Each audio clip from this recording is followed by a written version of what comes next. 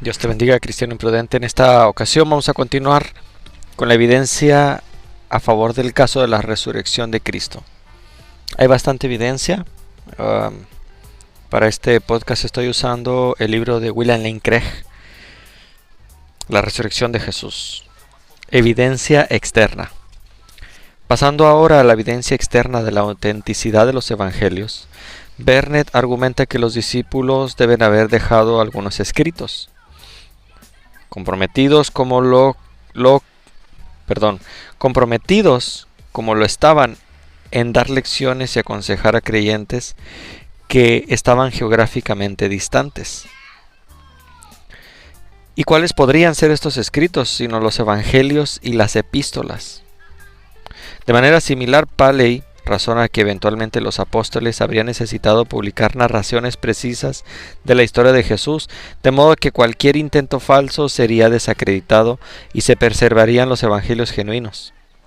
Sería muy difícil sacar un evangelio falso en el tiempo de Jesús, porque todo evangelio falso sería desacreditado. Por eso es que los apócrifos no son aceptados. Amigo ateo que escuchas, que es el auxilio de los ateos decir que los apócrifos, ¿no? Y empezar a, como decimos, necesitar más fe para ser ateo que para no serlo, porque los apócrifos no fueron rechazados porque no nos convenían a los cristianos. Fueron rechazados porque tuvieron que aparecer años después del aparecimiento de los evangelios, de que aparecieran los evangelios,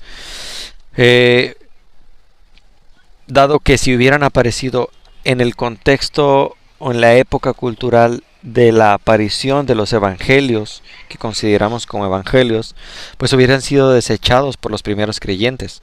Entonces hubieran sido desacreditados, ¿no? Además, continúa Vernet, hubo muchos testigos oculares que todavía estaban vivos cuando se escribieron los libros, que podrían testificar si provenían de sus supuestos autores o no.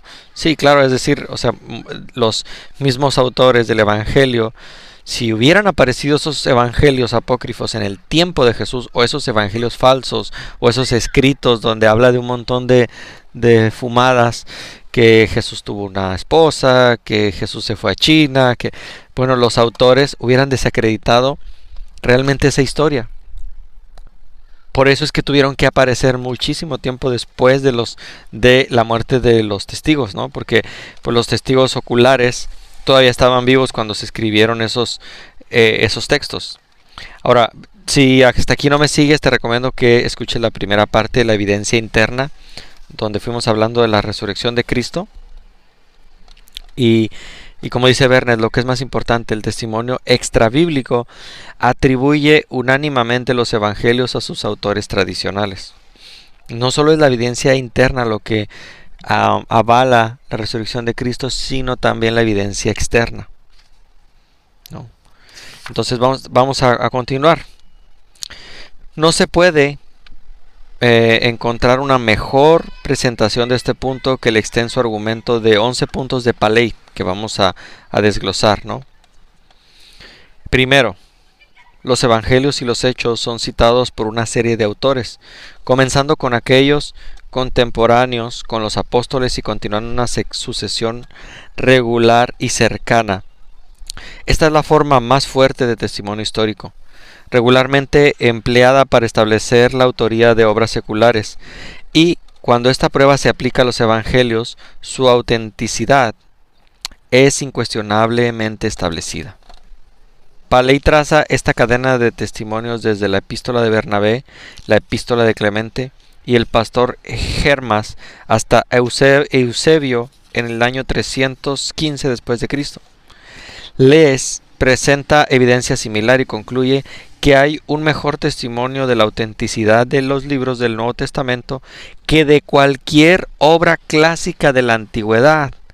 Wow, ya con este primer punto vemos que hay extensa evidencia histórica de los libros del Nuevo Testamento que de cualquier otra obra clásica de la antigüedad.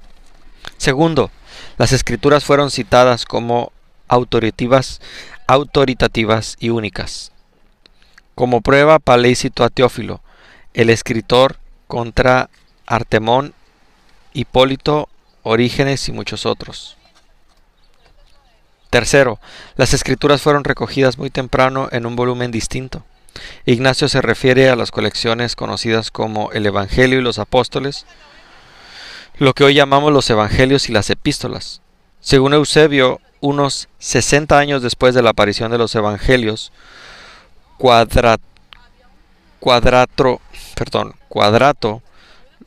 los distribuyó a los conversos durante sus viajes. Ireneo y Melitón se refieren a la colección de escritos que llamamos Nuevo Testamento. Cuarto,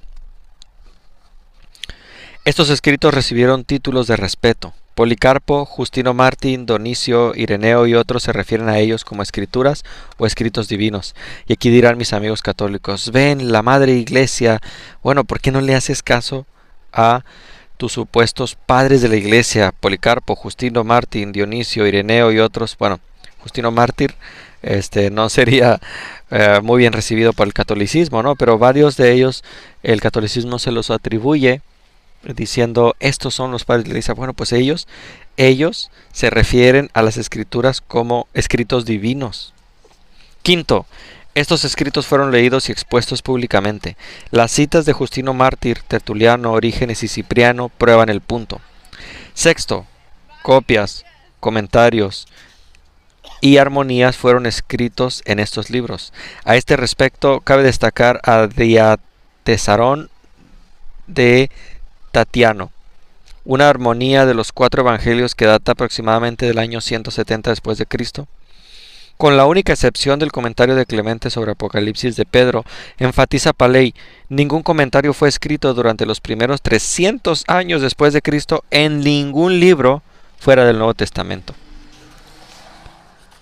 Séptimo, las escrituras fueron aceptadas por todos los grupos heréticos, así como también por los cristianos ortodoxos.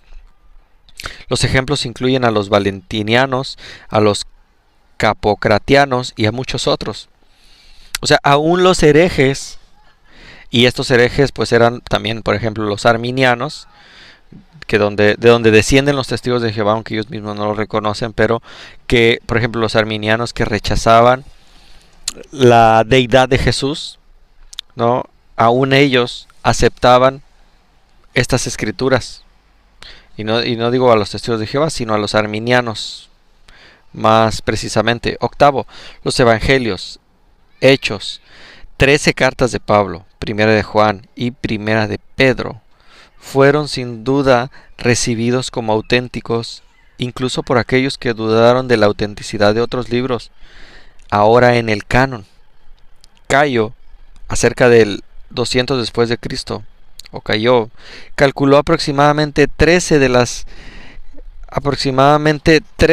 cartas de Pablo, pero insistió en que Hebreos no había sido escrita por Pablo.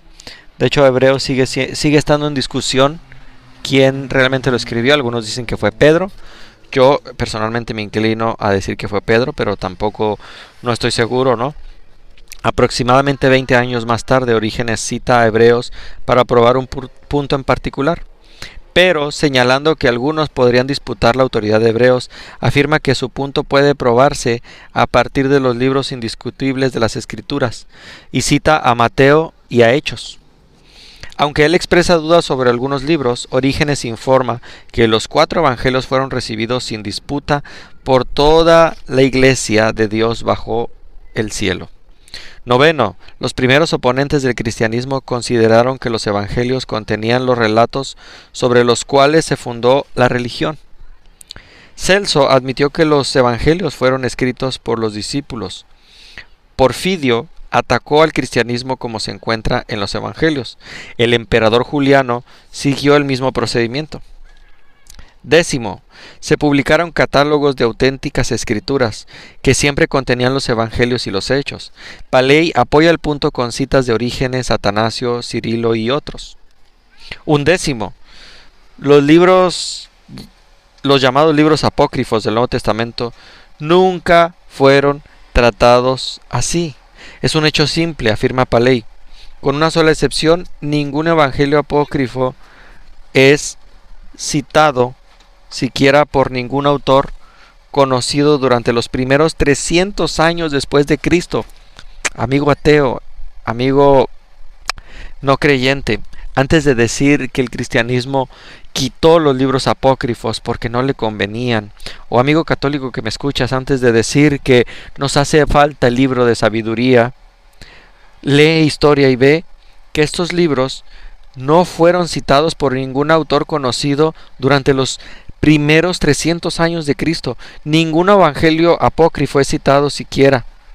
De hecho, no hay evidencia de que existiera ningún evangelio inauténtico, por así decirlo, en el primer siglo.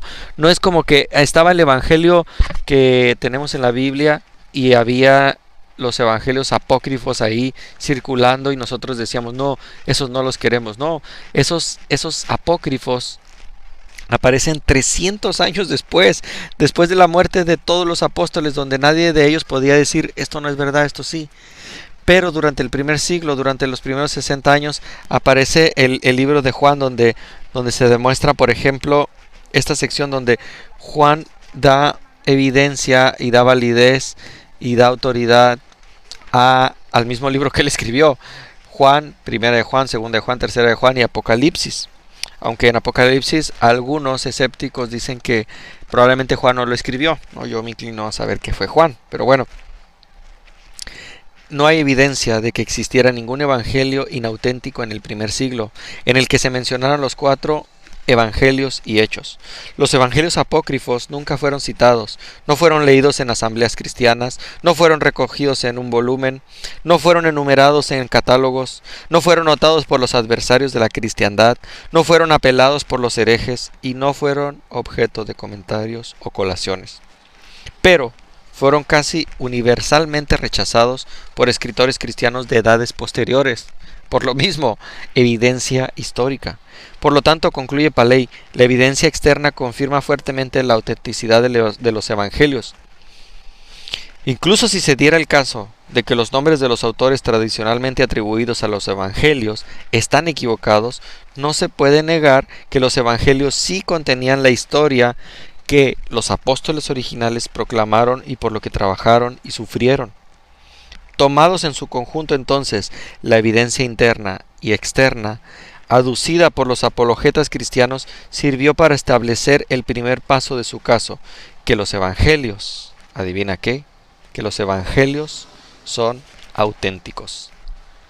Entonces hasta aquí hemos cubierto de la resurrección de Cristo, hemos hablado de antecedentes históricos, el caso de la resurrección en la apologética tradicional, hemos hablado de por qué los evangelios son auténticos y aquí cubrimos la evidencia interna de la Biblia, donde no queríamos caer en un argumento circular de decir porque la Biblia lo dice entonces los evangelios son verdaderos. No, hablamos de la evidencia interna, pero ahora hemos cubierto la evidencia externa y demostrado por 11 puntos de Paley por qué hay evidencia externa para demostrar que los evangelios son auténticos. Y hasta aquí dirás, ok, bueno, los evangelios son auténticos, pero eso no prueba que Jesús resucitó. Bueno, agárrate de tu silla, porque en la siguiente parte de este podcast vamos a continuar con el texto de los evangelios es puro, que va relacionado y vamos a llegar a la cúlmine, que mi punto es también probar a los testigos de Jehová que Jesús resucitó corporalmente, aunque ellos se empeñan en negar y afirmar pues que Jesús resucitó solamente de manera espiritual. Dios te bendiga, cristiano imprudente. Gracias por escuchar y gracias por compartir. Y recuerda que queremos ser prudentes para con Dios, pero imprudentes para el mundo. Afirmar la resurrección de Cristo es para los no creyentes una imprudencia. Dios te bendiga.